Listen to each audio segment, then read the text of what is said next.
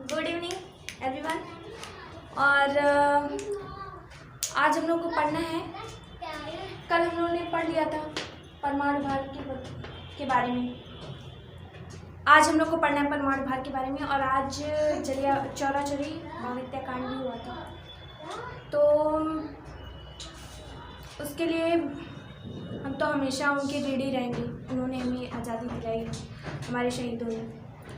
और आज हम लोग पढ़ेंगे परमाणु भार, और उसके बाद मैं आप लोगों को रोज़ एक मोटिवेशनल स्पीच सुनाऊंगी, कहानी बताऊंगी, ताकि आप पढ़ते टाइम भी एनर्जेटिक रहिए, मोटिवेट रहिए, और पढ़ने के बाद भी रहिए कि मुझे कुछ करना है, मुझे देश का नाम रोशन करना है।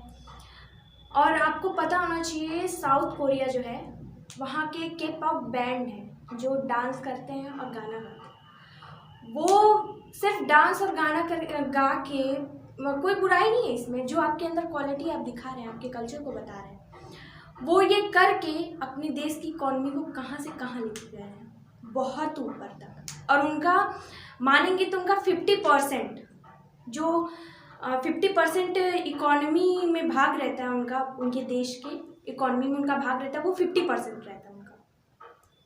तो भारत के युवा तो ऐसे हैं नहीं कि सिर्फ गाना और डांस आता है, उनको तो सारी कलाओं में माहिर हैं। वो पढ़ाई में अच्छे हैं। आईटी सेक्टर देख सकते हैं आप, बड़ी बड़ी कंपनियां देख सकते हैं आप, उसमें मैंने पहले भी बताया आपको 50% उसमें आपको भारत के युवा मिलेंगे। तो ऐसे ही, और कलाओं में बॉलीवुड देख लीजिए हमारा, और सारी फील्ड देख लीजिए। ऐसा कुछ नहीं है कि एक ही सेक्टर है, बहुत सारे सेक्टर ऐसे हैं जहाँ पे भारत बहुत अच्छा है। जैसे अनाज में हो गया, गेहूँ उत्पादन में हो गया, दुग्ध उत्पादन में हो गया, और फिर मसालों में हो गया। मतलब बहुत सारी ऐसी चीज़ें हैं जो भारत बेस्ट है पूरी दुनिया को। तो हमें इसको और आगे ले जाना चाहिए। भारत हमेशा से, प्राचीन काल से ही कृषि प्रधान देश रहा है, तो उसे और कृषि में उन्नति करनी चाहिए। और जो कहते हैं ना कि युवा सिर्फ पढ़ लिख कर सिर्फ नौकरी के लिए बने, वो किसान भी हो सकते हैं। ऐसा कुछ नहीं है कि किसान जो होते हैं वो सिर्फ खेत में काम करते हैं।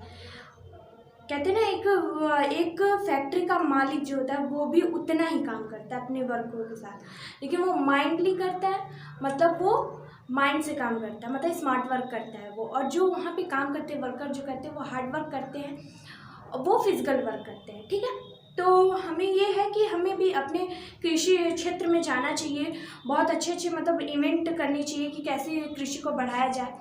यही सब टॉपिक है, और मुझे अच्छा लगेगा आप लोग इसमें थोड़ा ध्यान देंगे। और चलिए आज आते हैं, पहले परमाणु भार पढ़ लेते हैं, टॉपिक आज की क्लियर कर लेते हैं, फिर उसके बाद मैं आपको एक छोटी सी मोटिवेशनल स्टोरी सुनाऊंगी जो डेली, मुझसे जहाँ तक हो सकेगा मैं डेली आपको सुनाने की पूरी कोशिश करूँगी। लेकिन मैंने जो जितनी सुनी है वो तो मैं चाहूँगी आप लोगों तक पहुँचाऊँ। लेकिन आज पहले हम लोग परमाणु भार पढ़ेंगे, ठीक है। परमाणु भार। अब परमाणु भार होता क्या है?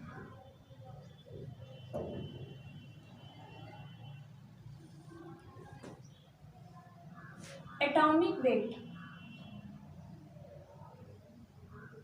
एटॉमिक वेट,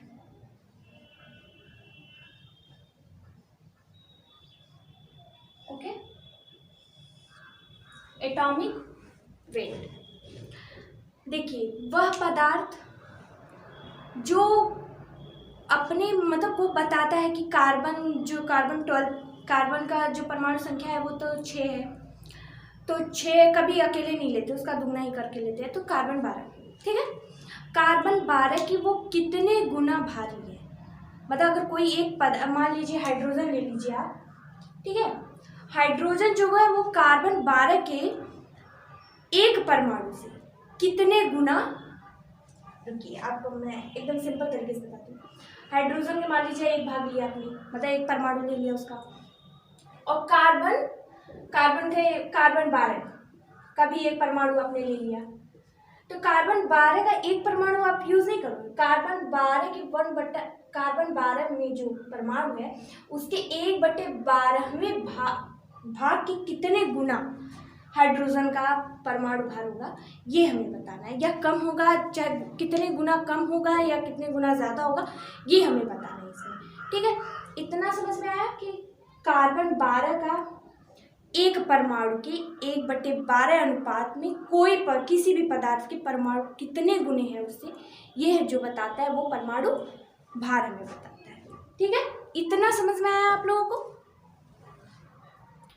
अब देखिए आप लोग, डिफिनीशन जो होता है वो क्लियर कर देता है आपने। मैंने हाइड्रोजन लेके आपको एग्जांपल बता दिया। अब देखिए क्या है, परमाणु भार क्या है, एटॉमिक वेट। किसी पदार्थ का परमाणु भार वह संख्या है जो यह प्रदर्शित करता है कि उस पदार्थ का एक परमाणु, मतलब कोई भी आप पदार्थ लीजिए उसका एक परमाणु कार्बन 12 के एक परमाणु के 1/12 भाग से कितना बड़ा है या कितना भारी है। भार है तो मतलब कितना भारी है। ठीक है, ये समझ में आ गया आपको, परिभाषा समझ में आई। किसी पदार्थ का परमाणु भार वह संख्या है जो यह प्रदर्शित करती है कि उस पदार्थ का एक परमाणु कार्बन 12 के 1/12 परमाणुओं के भार कितना भारी है, मतलब उससे कितना भारी है, ये बताता है हमें परमाणु भार। ये समझ में आया आप लोगों को, क्लियर हो गई, क्लियर इमेज भी आ रही है। ठीक है, अब इसमें जो हमारे छोटे छोटे टॉपिक जो हैं, परमाणु भार क्या है, तो परमाणु भार जो है वो एक संख्या है और जिसकी कोई इकाई नहीं होती। इकाई मतलब मात्रक नहीं होता है इसका। ठीक है, इसकी कोई इकाई नहीं होती है। तो किसी पदार्थ का परमाणु भार वह संख्या है जिसकी कोई इकाई नहीं होती है। कभी पूछा जा सकता है परमाणु भार की इकाई होती है कि नहीं होती है, तो आप ये बता सकते हो कि परमाणु भार की इकाई नहीं होती है। और कभी पूछा जा सकता है कि कार्बन 12 जो है उसका परमाणु भार कितना है, तो वो परमाणु भार उसका 12 ही होता है, एग्जैक्ट 12 होता है। ठीक है, तो ये 2 पॉइंट आपको यहाँ पे ऐड ऑन करनी है। पहला है परमाणु भार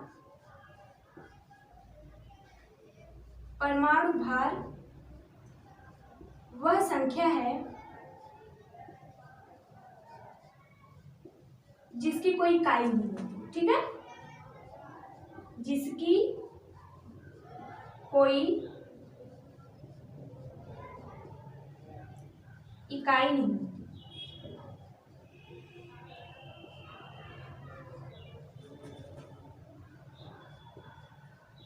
ठीक है, और जो ये कार्बन 12 है, कार्बन 12 पहले ये समझ में आया, इकाई इसकी नहीं होती है। और जो कार्बन 12 हमारा है उसका परमाणु भार मैंने पहले ही बताया आपका, वो एग्जैक्टली 12 ही होता है। ठीक है, परमाणु भार का कार्बन 12 का परमाणु भार ही 12 ही होता है। परमाणु भार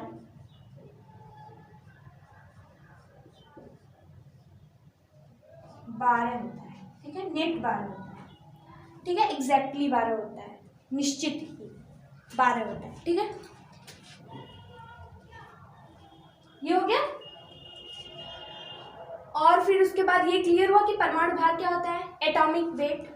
किसी पदार्थ का परमाणु भार वह संख्या है, वह नंबर है जो ये प्रदर्शित करता है, डिनोटेट करता है या प्रेजेंट करता है, या जो भी आप कह सको, जो सुलभ हो आपको, जो होता है ना कि जो यूज कर सको आप, जो वर्ड, लेकिन शुद्धता के लिए हम लोग प्रदर्शित। ठीक है, कि उस पदार्थ का एक परमाणु कार्बन 12 के एक परमाणु के 1/12 भाग से कितना भारी है, मतलब उसका कितना वेट है। ठीक है, और इसमें 2 पॉइंट हम लोगों ने ऐड ऑन किया है। पहला है परमाणु भार वह संख्या है जिसकी कोई इकाई नहीं होती है, और दूसरा ये है कि कार्बन 12 जो हमारा है उसकी उसका परमाणु भार एग्जैक्ट 12 ही होता है। ठीक है, ये 2 पॉइंट आपको समझ में आ गए। ये हो गया आपका। अब हमारा आता है अणु भार। ठीक है, अब हमारा आता है अणु भार। अणु भार जो होता है, अणु भार में सिर्फ आप यही डिफरेंस यहाँ पे बता सकते हो। अणु भार वह संख्या है, जहाँ पे परमाणु भार अपने लिखा वहां पे अणु भार हो जाएगा, जो यह प्रदर्शित करता है कि उस पदार्थ का एक अणु कार्बन 12 के एक परमाणु के 1/12 भाग से कितना भारी है। सिर्फ यहाँ पे एक अणु हो जाएगा और यहाँ पे अणु, बस यही रहेगा। ठीक है, तो ये आपको अणु भार समझ में आया। मॉलिक्यूल वेट समझ में आया, मॉलिक्यूलर वेट। ठीक है, तो हेडिंग हम लोग चेंज कर देते हैं। तो क्यों इतना रफ करने से अच्छा है थोड़ा सा इतना काम चला लेते हैं। हम लोग भारत वाले हैं, वो बहुत जुगाड़ू हैं।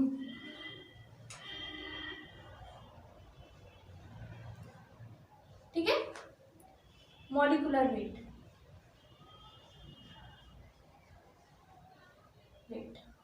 ओके। और यहाँ पे हमारा हो जाएगा अणु, अणु भार, ये समझ में आया, अणु भार। और एक अणु की,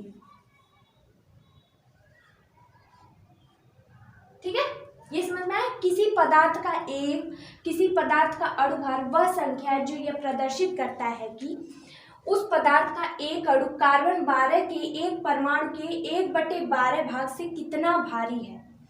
और इस पे ये रूल लागू नहीं होता, ठीक है। ये हो गया,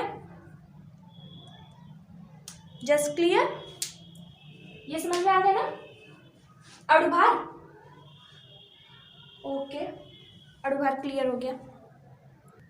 देखिए अब हम लोग पढ़ेंगे एवोगैड्रो नंबर, एवोगैड्रो संख्या, उसको एवोगैड्रो संख्या भी बोलते हैं, एवोगैड्रो संख्या भी बोलते हैं, ठीक है। ये एवोगैड्रो संख्या जो होती है वो एक मोल पदार्थ के भार के बारे में बताती है, ठीक है। तो इसे हम लोग एवोगैड्रो संख्या भी बोलते हैं, एवोगैड्रो संख्या भी बोलते हैं। तो आप कंफ्यूजन में मत आइएगा कि एवोगैड्रो संख्या क्या होती है। अगर बुक में दे दिया गया एवोगैड्रो संख्या, या मैं ही बोल रही हूँ एवोगैड्रो संख्या, या बोल दिया मैंने एवोगैड्रो संख्या, तो आप बोलोगे कि मैम 2 वर्ड क्यों बोल रही है, दोनों एक ही है। यूज़ करनी जैसे यूज़ होता है ना, इंग्लिश हमारी जो होती है कहीं कहीं अलग होती है। जैसे हम लोग ए होता है तो हम लोग उसे, जो ए होता है उसे हम लोग ए पढ़ते हैं इंग्लिश जब बुक पढ़ते हैं हम लोग, लेकिन कहीं कहीं पे आप सीबीएसई बोर्ड में देखो या बहुत सारे ऐसे टीचर जो इसे अ पढ़ते हैं, और this is a Apple, this is a Apple हम लोग पढ़ते हैं, दिस इज़ अ एप्पल, ऐसे पढ़ते हैं वो लोग, ठीक है। तो ऐसा कुछ नहीं है, वो उच्चारण करने पे रखा है। इंग्लिश थोड़ी अलग अलग तरीके से पढ़ी जाती है, ठीक है। अब देखिए हमारा, इसे एवोगैड्रो संख्या भी कहते हैं और एवोगैड्रो संख्या कहते हैं। अब एवोगैड्रो या एवोगैड्रो संख्या होती क्या है, सॉरी आवाज आ रही है ना, क्लियर तो है ना,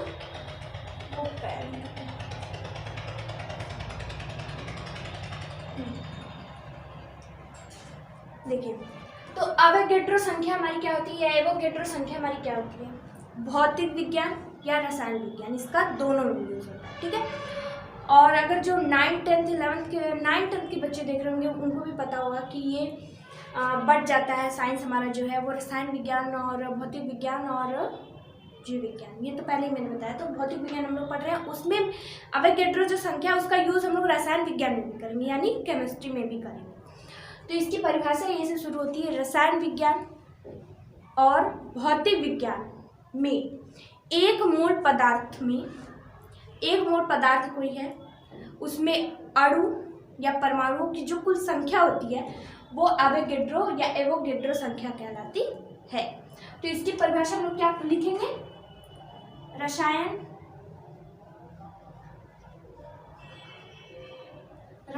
विज्ञान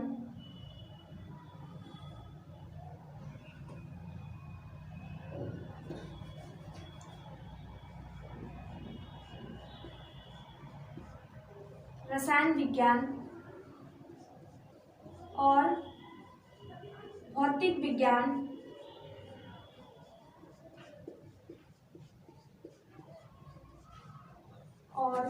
विज्ञान में एक मोल पदार्थ में उपस्थित अणु अथवा परमाणु,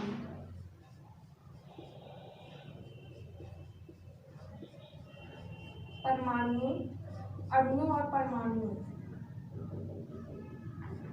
ठीक है। अणुओं अथवा, समझ में आ रहा है ना, अणुओं लिखा है नहीं, अथवा, अथवा जैसे हो गया, अथवा मतलब चाहे अणु हो या परमाणु, ठीक है।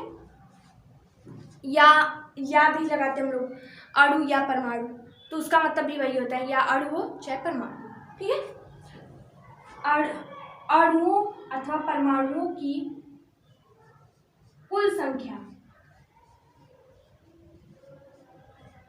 संख्या एवोगाड्रो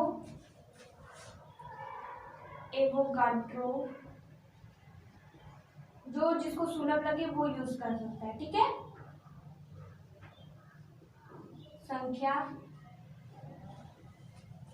कुल संख्या एवोगाड्रो संख्या कहलाती है।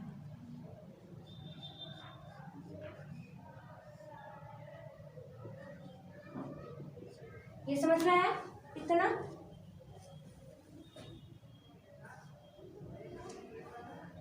ठीक है। और इसकी वैल्यू कितनी होती है? 1 मोल जो पदार्थ है उसमें अणुओं की वैल्यू कितनी होती है? 6.0221 × 10⁻23 मोल इनवर्स। अब मोल इनवर्स मैं ये बताऊंगी आप लोगों को क्या होता है। पूरे 10⁻23 यानी 6.0221 × 10⁻23 मोल इनवर्स। अब पूछोगे मोल इनवर्स क्यों है?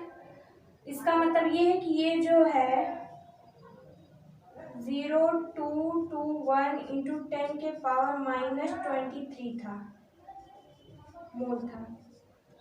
ऊपर ले जाके लिखेंगे तो इनवर्स में लिखेंगे, और ये ऊपर गया तो यहाँ माइनस था, ऊपर गया तो प्लस हो गया, ठीक है। और इसकी खोज जो है, इसे मोल इकाई भी कहते हैं, ठीक है। मोल किसी पदार्थ के एक मोल पदार्थ की वैल्यू निकाला गया है, इसी वजह से उसको मोल इकाई भी कहते हैं। कभी पूछा जा सकता है कि एवोगाड्रो जो होता है या एवोगाड्रो जो संख्या है उसे मोल इकाई भी कहते हैं। हाँ, उसे मोल इकाई भी कहते हैं। और 1967 में इसकी खोज की गई थी, ठीक है। तो ये बता देती हूँ मैं।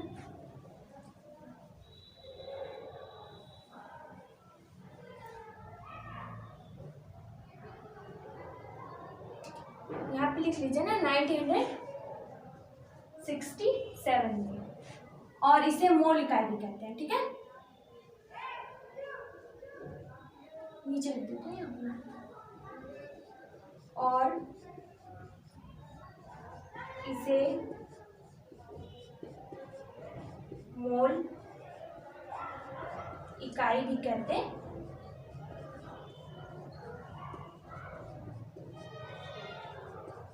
ये क्लियर हो गया? एवोगाड्रो संख्या क्या है? रसायन विज्ञान और भौतिक विज्ञान में एक मोल पदार्थ में उपस्थित अणुओं अथवा परमाणुओं की संख्या को एवोगाड्रो संख्या कहते हैं, जिसकी खोज 1967, थोड़ी हिंदी वीक है पढ़ने वाले में, और 67 और इसे मोल इकाई भी कहते हैं, ठीक है, जिसकी वैल्यू 6.0221 × 10⁻23 मोल के पावर -1 है। देखिए कुछ लोग भूल रहे होंगे, दशमलव के बाद जो संख्या होती है उसको सिंगल हम लोग काउंट करते हैं। कभी ये नहीं कहेंगे 6000, ये नहीं कहेंगे, कभी हम लोग 6 पॉइंट ही करके लेके चलेंगे, ठीक है। उसके पहले संख्या होगी उसे आप काउंट कर सकते हैं, जैसे अगर ये हो गया, इसके बाद ऐसे है तो आप 102.11 कह सकते हो, ठीक है, लेकिन उसके बाद नहीं कह सकते आप ऐसा। ये क्लियर हो गया? अब हम लोग पढ़ेंगे परमाणु क्रमांक।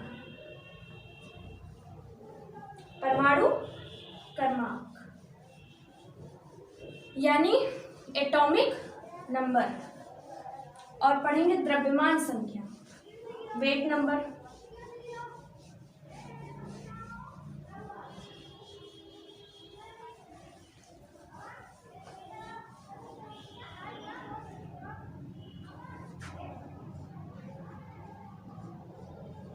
परमाणु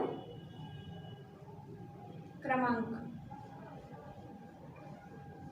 या परमाणु संख्या दोनों कहते हैं इसे, ठीक है। एटॉमिक नंबर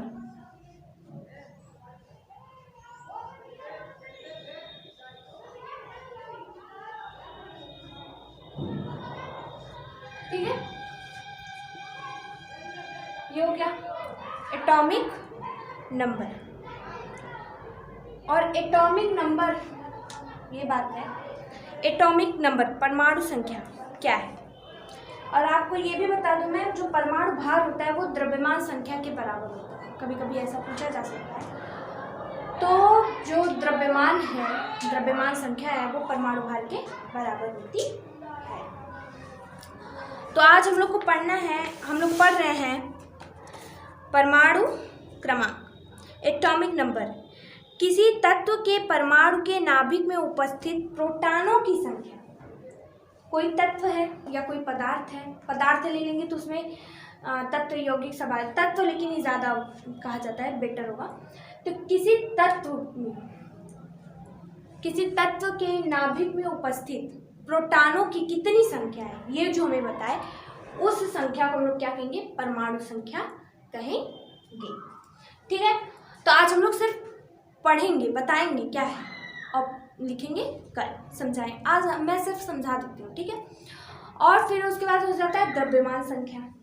अब हम द्रव्यमान संख्या क्या होती है, यानी मास नंबर क्या होता है। किसी परमाणु के नाभिक में उपस्थित प्रोटॉन, उसके साथ न्यूट्रॉन, प्रोटॉन और इलेक्ट्रॉनों की दोनों की संख्या को जो बताए उसे द्रव्यमान संख्या कहते हैं।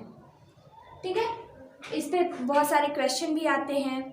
ठीक है, तो इस पे करिए। और मुझे एक स्टोरी भी सुनानी थी, तो टाइम हो जाएगा बराबर। तो परमाणु संख्या हम कल बताएंगे, ठीक है। तो स्टोरी ऐसी थी कि एक गांव में दो दोस्त रहते थे, ठीक है।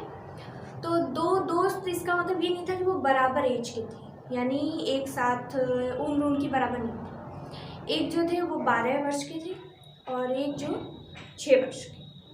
तो वो लोग बहुत घनिष्ठ मित्र, कह सकते हैं ना, बहुत अच्छी दोस्ती रहा उन लोगों में। तो वो लोग घूमने के लिए बाहर जाते हैं, घूमते घूमते पहले गांव में क्या होता था, कुएं वगैरह होते थे।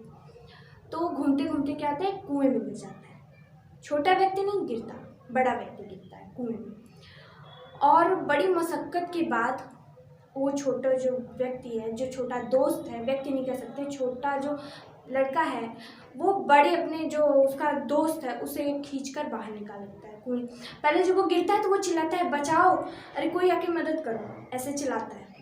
लेकिन आसपास कोई होता नहीं है, क्योंकि वो गांव के बाहर कुएं में गिरा होता है वो।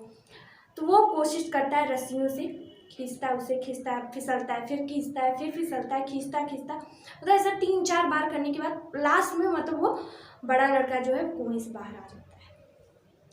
वो लोग गांव में वापस आते हैं और ये बात वो सबको बताते हैं, लेकिन किसी को भरोसा नहीं होता, क्योंकि सबको ये लगता है कि ये अपने से ज़्यादा उम्र, मतलब अपनी से दुगनी उम्र, कहते हैं ना सब लोग, दुगने उम्र वाले बच्चे को कैसे इसने बचा लिया। तो उस गांव के होते हैं ना कि हमारे बुजुर्ग जो हैं, हमारे जो दादा दादी हैं, हमारे जो दादा दादी हैं, वो उनके साथ बैठेंगे ना तो वो आपको अपने अनुभव बताते हैं। क्योंकि जो हमारे व्यक्तित्व है, हम युवा हैं, हम हर एक चीज़ का अनुभव करेंगे तो पूरी ज़िंदगी हमारी बीत जाएगी और अनुभव नहीं कर पाएंगे। तो बड़ों के साथ बैठेंगे तो उनसे जो उन्होंने अपनी ज़िंदगी में अनुभव किया है वो हम सीख सकते हैं। तो उस गांव में एक बूढ़े व्यक्ति थे, वो काफ़ी मतलब उनको माना जाता था बहुत मतलब दिमाग वाले हैं, चालाक हैं, मतलब कहते ना सब लोग बहुत बुद्धिमता वो थे। तो उन बच्चों को ले जाकर उनके सामने लेके जाया गया और बोला गया कि देखिए ये झूठ बोल रहे हैं, उस छोटे बच्चे ने उस बड़े बच्चे को कैसे बचाया, और ये कह रहा है कि नहीं हमने बचाया है, और वो बड़ा कह रहा है हाँ इसी ने बचाया है। तो उस बूढ़े व्यक्ति ने जवाब दिया कि ये घटना गांव के बाहर हुई है, सबसे पहली बात। दूसरी बात ये है कि वहाँ और कोई व्यक्ति नहीं था। तो इस छोटे बच्चे को कोई होता है ना कि कोई इनकरेज करने वाला, मतलब कोई मतलब गिराने वाला नहीं था, उसके मनोबल को कोई गिराने वाला नहीं था। वो मतलब वो मदद करने के लिए चिल्लाया, लेकिन कोई जब नहीं मिला तो उसे ये लगा कि मैं बचा सकता हूँ उसे। तो वैसे हमारी लाइफ है कि मतलब कितनी अच्छी सीख है कि हम सब कुछ कर सकते हैं, ऐसा कुछ नहीं जो हम नहीं कर सकते हैं, सब कर सकते हैं हम। लेकिन थोड़ा मोटिवेट हमें सब लोग कर देते हैं, अच्छा ये करने जा रहे हो, जाने हो ना तुमसे, अच्छा मतलब आप किए नहीं, उसके पहले आपको सुनने को मिल जाता है, अच्छा अगर नहीं किए तो कभी कभी तो फैमिली ये रोल निभाती है, तो और ज़्यादा हमें दुख होता है कि फैमिली कम से कम हमारे पर ट्रस्ट करे।